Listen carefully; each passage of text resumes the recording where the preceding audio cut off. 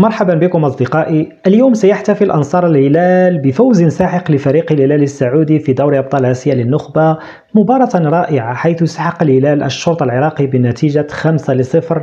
هل أنتم مستعدون للغوص في تفاصيل هذه المباراة الرائعة؟ هيا بنا. افتتح اللقاء في الدقيقة 11 حيث أبدع ماركوس ليوناردو وسجل الهدف الأول للهلال. طلقات المدفعية أطلقت في مدرجات الملعب وهتافات الجماهير بدأت تعلو، وبعدها بأربع دقائق فقط أضاف ألكسندر متروفيتش الهدف الثاني في الدقيقة 15. ومع بداية الشوط الثاني لم يتوقف الهلال عن الإبداع، وفي الدقيقة 47 أضاف خليفة الدوسري الهدف الثالث.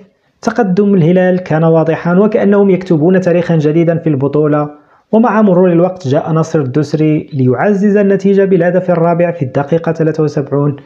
إنهم ببساطة لا يرحمون. ولم تنتهي القصة بعد. في الدقيقة 90 اختتم محمد إبراهيم كنو الأهداف بتسجيل الهدف الخامس. يا له من أداء مذهل. 5-0 نتيجة لم يتوقعها أحد. دعونا نتحدث قليلا عن الأداء المدهش لفريق الهلال.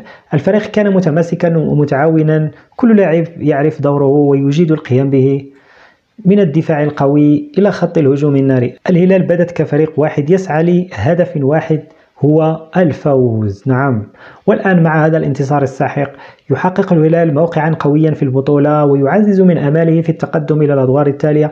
من يدري، قد نشهدهم في النهائي قريبا. وفي مباراة أخرى حقق فريق الغرافة انتصارا غاليا على العين الإماراتي بنتيجة 4-2. مباراة مثيرة أيضا حيث قدم الفريقين أداء رائعا، لكن الغرافة كان الأكثر حظا في النهاية. إن دوري أبطال آسيا للنخبة هذا العام مليء بالإثارة والمفاجآت، ومن الواضح أن الأندية العربية تظهر بأفضل مستوياتها. لا تنسوا أن تشتركوا في القناة وتضغطوا على زر الإعجاب إن أعجبكم هذا الفيديو وهذا الملخص. شاركونا آراءكم في التعليقات عن أداء الهلال وما تتوقعونه في المباراة القادمة. شكرا لمتابعتكم ونراكم في الفيديو التالي.